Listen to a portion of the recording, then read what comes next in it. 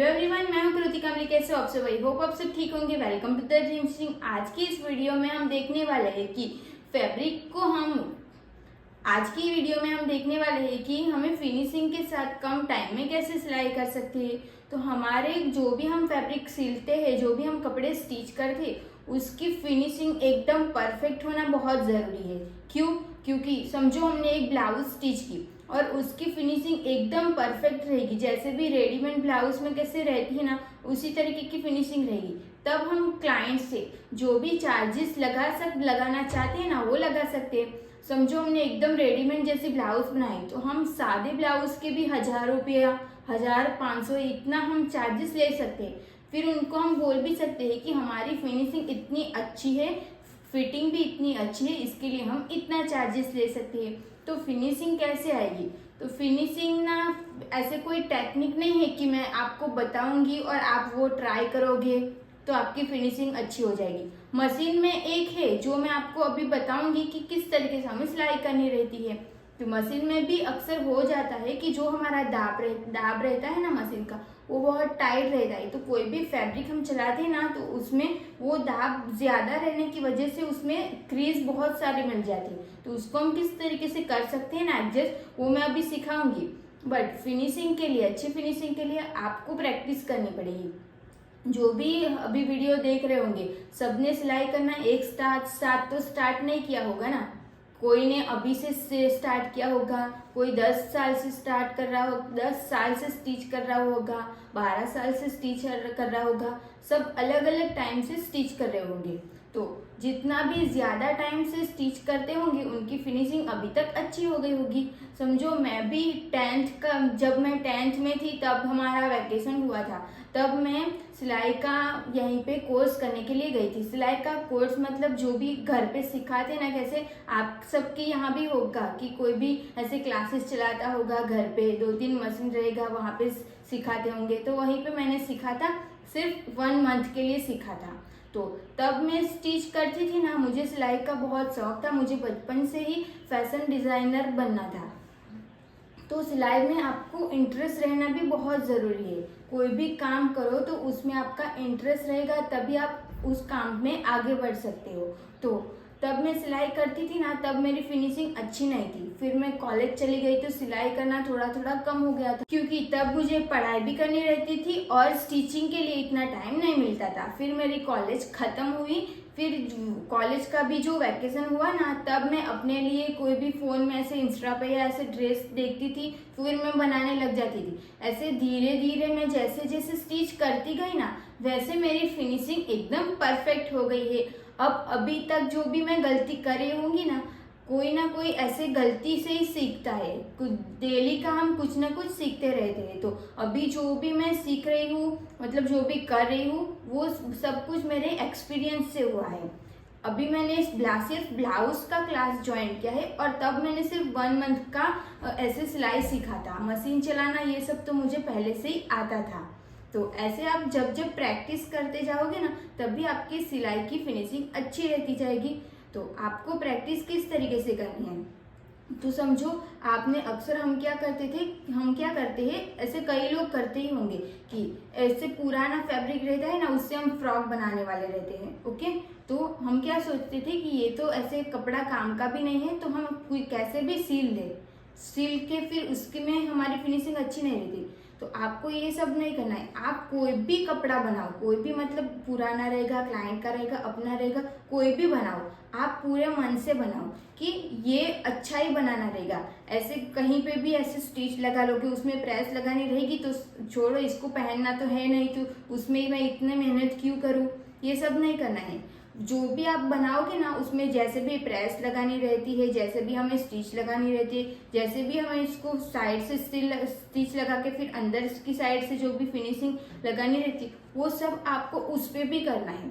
ऐसे ही आप स्टिच करते करते जाओगे ना, तब भी आपकी फिनिशिंग परफेक्ट आएगी। और मशीन में सिलाई लगाते टाइम सिलाई को एक एंगल से स्ट्रेट कर लेना है, फिर ऐसे ऐसे ऊपर नीचे नहीं जाने देना है, उसको स्ट्रेट ही सिलना है। प्रैक्टिस करते टाइम आपको कोई भी पुराना फैब्रिक ले लेना है, फिर वहाँ पे आपको ट्राई करना है। आपको ऐसे नहीं समझ आए तो आप ऐसे लाइन से मार्क कर दो ना, पेन से मार्क कर देना। फिर जहाँ पे भी आपने मार्क किया रहेगा ना, उसी के ऊपर आपको सीधी सीधी सिलाई लगानी है, ताकि क्या होगा कि आपकी सिलाई स्ट्रेट लगे। स्ट्रेट सिलाई आने लग जाएगी ना, तब आपको ऐसे कपड़े पे सिलाई लगाने में प्रॉब्लम नहीं होगी।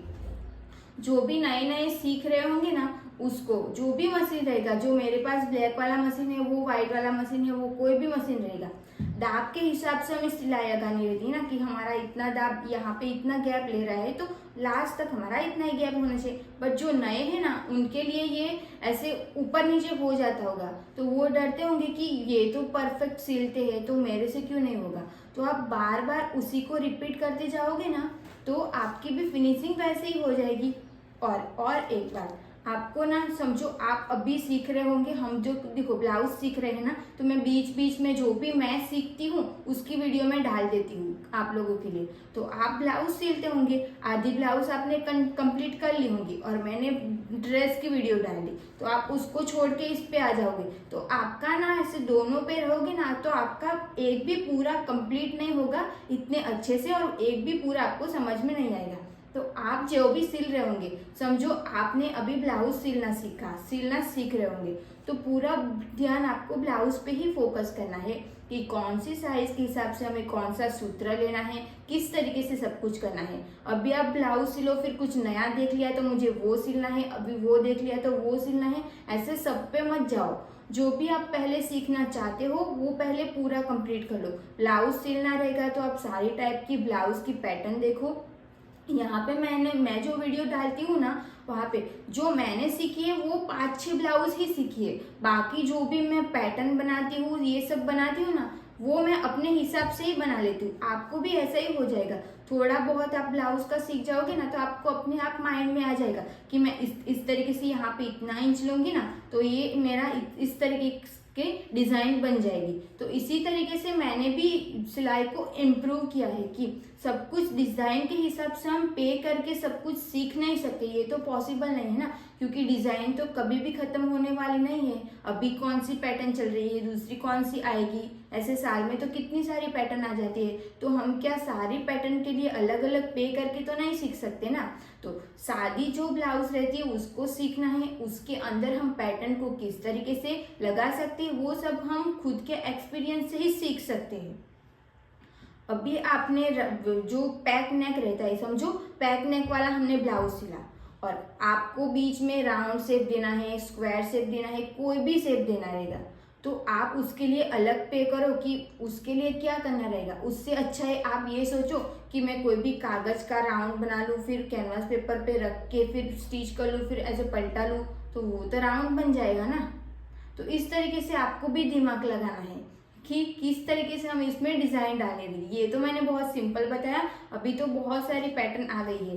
ज़्यादातर पैक नेक में सारी प्रॉब्लम्स नहीं आती, जब ओपन बैक साइड का पूरा ओपन रहता है ना, तब भी हमें कुछ ना कुछ प्रॉब्लम आ जाती है, तभी हमें समझ में नहीं आता है। तो हम जैसा भी आप सोचते होंगे ना, समझो इस तरीके की ऐसी पैटर्न रहती है, तो साइड का ऐसे डीप रहता है, तो वहाँ से हमें कुछ ऐसे माइनस करना रहता है, बट तब हमें समझ में नहीं आता है कि वहाँ से हमें माइनस करना रहता है। समझ में कब आता है कि जब हम एक ब्लाउज स्टिच कर लेते हैं अपने हिसाब से। जैसे भी हमने पैक नेक में राउंड बनाना रहेगा, तो राउंड से पेपर का कट कर लिया, कैनवास पेपर चिपका के इसको पलटा लिया, तो सेम तरीके से ऐसी पैटर्न बनानी रहेगी, तब भी हम ऐसा ही करेंगे कि कैनवास पेपर में ऐसे पैटर्न बना लेंगे, उस पर रख के फिर पलटा लेंगे, तो साइड का जो रहेगा ना वो पूरा ओपन हो जाता है। ओके, क्योंकि हमने पहले ये सब नहीं सोचा रहता है, तो वो पूरा ओपन हो जाता है। फिर हम क्या करते हैं कि वहां से पकड़ के देखते हैं कि यहाँ से हम पकड़ेंगे तो इस तरीके से हम स्टिच लगा लेंगे ना, तो ये नेक कम हो जाएगा।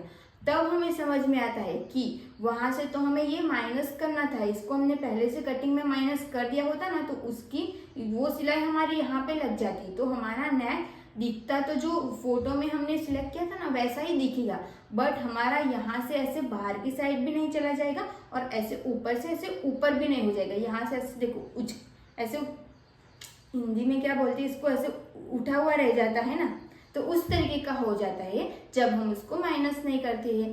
तो ऐसी गलती सबके साथ होती है। जैसे जो भी मैं भी नया नया सीखती हूँ ना, जैसे कि मैंने बताया कि मैं भी सारी डिज़ाइन के लिए पे करके सीखती नहीं हूँ, खुद ही मैं सोचती हूँ कि ऐसा करेंगे तो ये ऐसे हो जाएगा, ऐसा करेंगे तो ये ऐसे हो जाएगा, फिर उसमें कुछ गड़बड़ हो भी, मेरे से भी बहुत सारी गलतियाँ होती है।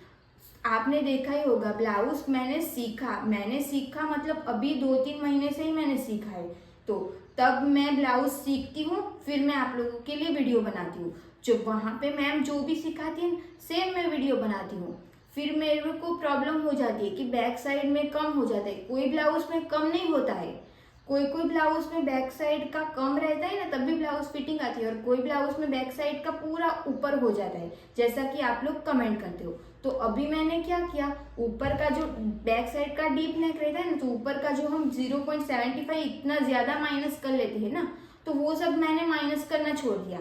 तो उसको मैंने माइनस नहीं किया ना, तो अभी जो हम ब्लाउज सिल रहे हैं ना, मेरी मम्मी की जो मैंने ब्लाउज बनाई है, ऊपर का मैंने कुछ भी माइनस नहीं किया है, आपने देखा ही होगा।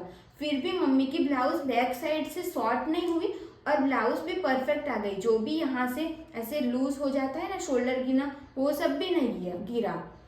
तो पहले मैंने ब्लाउज बनाई थी, वो मेरी साइज की बनाई थी, तो मेरे को इतना कम नहीं पड़ा था, बट ऐसे देखा जाए ना तो थोड़ा बहुत कम हो जाता है। इसके लिए आप सब भी कमेंट करते हो कि वो कम हो जाता है, तो मेरा भी ऐसे पहनने के बाद थोड़ा कम हो गया था, तो वो मैं ऐसे पीछे की साइड करके ये सब करके एडजस्ट कर लेती थी।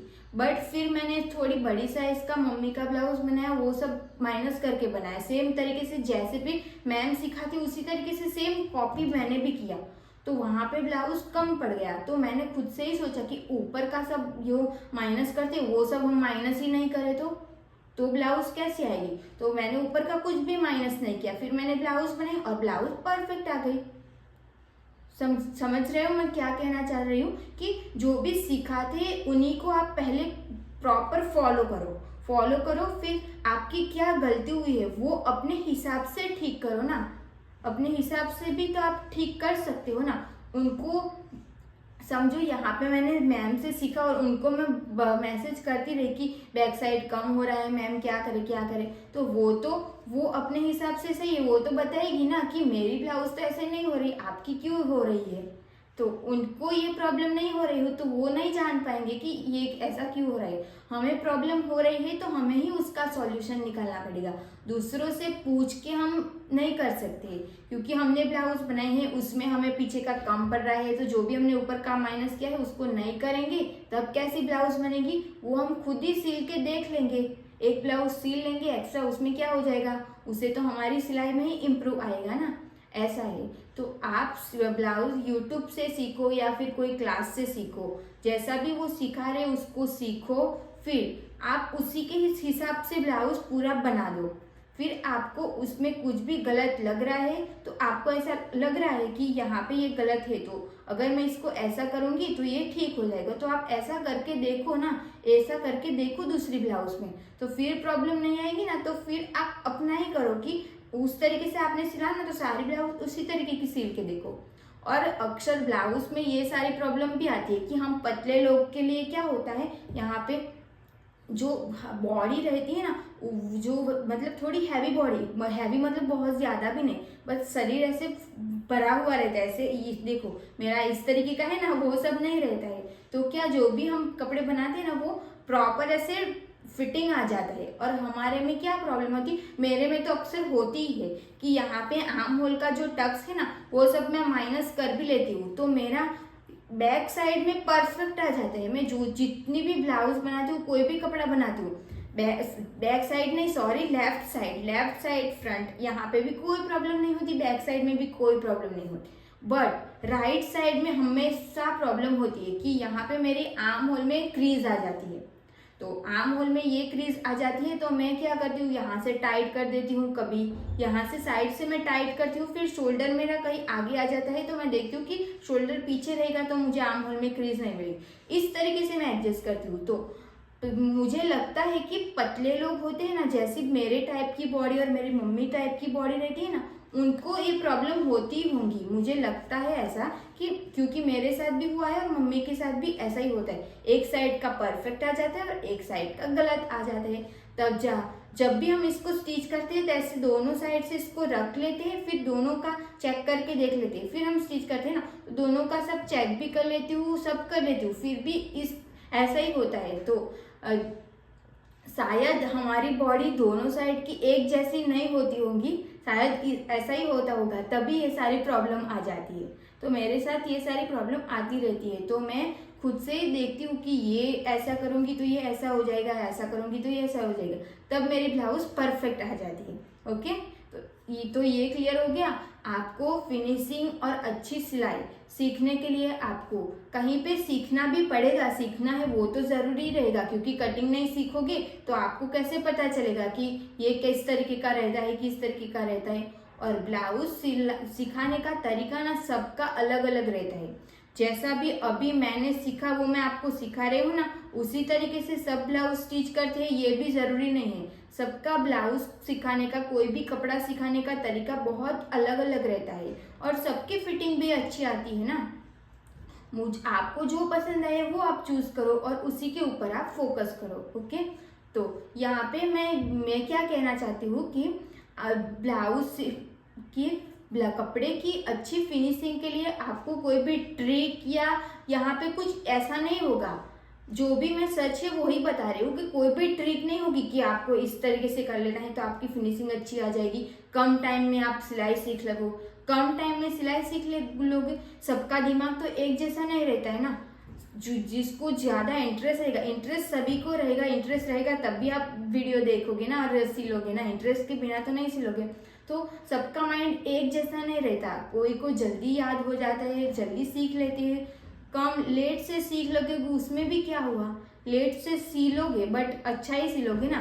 प्रैक्टिस करते जाओ, प्रैक्टिस करने से आपकी फिनिशिंग एकदम परफेक्ट आ जाएगी। और मशीन में मेरे एक्सपीरियंस से बता रही हूँ कि मशीन में अभी तक वो भी मैंने अभी नोटिस किया है कि इस तरीके से हम सिलाई लगाते हैं ना तो हमारी सिलाई परफेक्ट आ जाती है। तो अभी मैं आपको हम मशीन पे देखेंगे कि मैं किसकी बात कर रही हूँ। ओके, जो सिलाई लगाते हैं ना वो ऐसे दाब की वजह से प्रॉब्लम भी आ जाती है, तो उसको हम किस तरीके से एडजस्ट करते हैं सिर्फ मैं वो बता सकती हूँ, बाकी उसकी प्रैक्टिस आपको खुद से ही करनी रहेगी। ओके, तो अभी हम मशीन पे देखेंगे कि मैं क्या बताना चाह रही हूँ। तो देखो यहाँ पे ना मैं ऐसे सॉफ्ट फैब्रिक ही आपको लेके बताती हूँ। ये हमारा बटर क्रैप है, उसके ऊपर मैं नेट को रख लेती हूँ। तो ये हमारा नॉर्मल दाब है, उसको मैंने नीचे कर लिया। अब मैं सिलाई लगाऊंगी।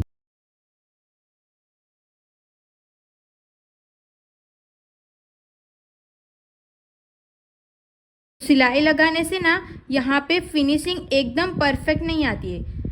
देखो ऐसे कभी कभी ना क्या हो जाता है, ये ऐसे हो जाता है, तब आपको क्या करना रहता है कि ये जो हमारा पीछे का जो दाब दिया हुआ रहता है ना, ये वाला, इसको ना हल्का सा ऊपर करना है। ऊपर मतलब बहुत ज़्यादा भी नहीं, हल्का सा ऐसे ऊपर। तो जहाँ पे भी आप राउंड शेप दोगे, समझो मुझे यहाँ पे राउंड शेप देना है तो मैं इसको ऐसे ही राउंड शेप दे के बताती हूँ।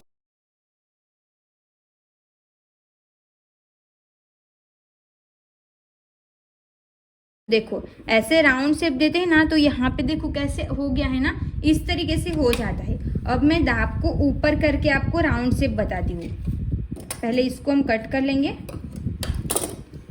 देखो हमने इसको ऐसे ही राउंड शेप दिया तो कहीं कहीं पे हमें इस तरीके का मिल जाता है। तो आपको क्या करना रहता है, इस तरीके से यहाँ से हमें सिलाई लगानी है ना, तो पहले इसको अच्छे से रख लेना है। इसको प्रेस नहीं किया है मैंने, आपको ऐसे ही दिखा रही हूँ। पीछे का रहेगा ना, इसको हमें हल्का से ही ऊपर करना है, थोड़ा लूज करते जाना है। तो इस तरीके से हम देखो यहाँ पे हमने सिलाई लगा ली। अब राउंड शेप देना रहेगा ना, तब आपको ऐसे करना है। तो आपका जो राउंड शेप रहेगा ना वो एकदम परफेक्ट आएगा। इस तरीके से कभी भी आप ट्राई करके देखना। पीछे का दाब को हम हल्का सा ऐसे ऊपर करेंगे ना, तो हमें यहाँ पे ना क्रीज नहीं मिलेगी। देखो ये देखो यहाँ पे ऐसे हो जाता है ना, तो यहाँ पे इस तरीके का एक भी फैब्रिक नहीं होगा, क्योंकि वो क्यों हो जाता है वो पहले आप समझ लो। ये ना फैब्रिक को ऐसे ऐसे टाइट पकड़ लेता है, तो टाइट पकड़ने की वजह से ना यहाँ पे हमें क्रीज मिल जाती है। तो हल्का सा मैं इसको ऊपर कर दी ना, तो जो भी हमारा ऐसे जो क्रीज देता है वो फैब्रिक को हम ऐसे ठीक करके फिर इसके ऊपर हम स्ट्रेट स्टिच लगा सकते हैं। तो कभी कभी आपको इस तरीके से भी सिलाई लगानी पड़ती है। अभी सॉफ्ट जो ब्लाउज बनाती हूँ ना मैं, तब भी मैं इसको इस तरीके से ऊपर से पकड़ती हूँ, फिर ऐसे स्ट्रेट में स्टिच लगाती हूँ ना, कहीं पे राउंड पे भी स्टिच लगाती हूँ ना, तो मुझे क्रीज नहीं मिलती है और फिनिशिंग भी एकदम परफेक्ट आ जाती है। इसके लिए मैंने आपको भी ये बता दिया।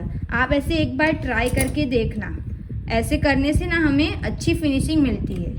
तो आपको समझ में आया ना, जब भी आपका सॉफ्ट कपड़ा रहेगा ना, जो भी हम साड़ी से ब्लाउज बनाते हैं ना, उसका जो फैब्रिक रहेगा ना, रहता है, यहाँ पे तो मैंने बटर क्रैप लिया है, बट वो थोड़ा मोटा कपड़ा है तो इतना इसमें फर्क नहीं पड़ता है। बट जब भी आप जो सॉफ्ट फैब्रिक आता है, जो जॉर्जेट का फैब्रिक आता है ना, उसमें आप देखना नीचे हमने बटर क्रैप लगाया रहता है और ऊपर जो जॉर्जेट लगाया हुआ रहता है ना, वहां पे हमें नेक का शेप देना रहता है। तो जो ये ब्लैक वाला मशीन है, उसमें हम नेक का शेप देते हैं ना, तो ऊपर का जो फैब्रिक है ना, वो ऐसे जैसे ऐसे फूला हुआ रहता है ना, उस तरीके का अजीब हो जाता है। तब उसमें हम इस तरीके से जब स्टिच लगाते हैं ना, तो वो सब जो सारी प्रॉब्लम होती है ना, वो सारी प्रॉब्लम नहीं होती है। आप एक बार ये वाली ट्रिक ट्राई करके जरूर देखना। तो आपको, मुझे ऐसा लगा कि ये बात आपको बतानी चाहिए, इसके लिए मैंने आपको बता दी। कई लोगों को अच्छा नहीं लग रहा होगा तो भी कोई बात नहीं, जिसको सीखना रहेगा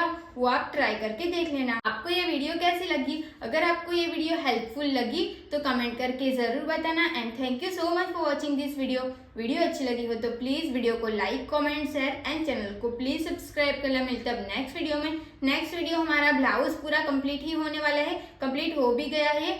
आज मम्मी घर पे आएगी, मैं उनको पहना के आपको फाइनल लुक दिखा दूंगी। ओके, पूरा ब्लाउज कंप्लीट हो गया है। तो अब नेक्स्ट वीडियो हमारी उसी ब्लाउज की कटिंग की तो पूरी कंप्लीट हो ही चुकी है। जो भी हमने प्लस करना था वो सब उसमें आएगा, वो उनसे लेके स्टिचिंग तक पूरा एक ही वीडियो में आपको मिल जाएगा। ओके।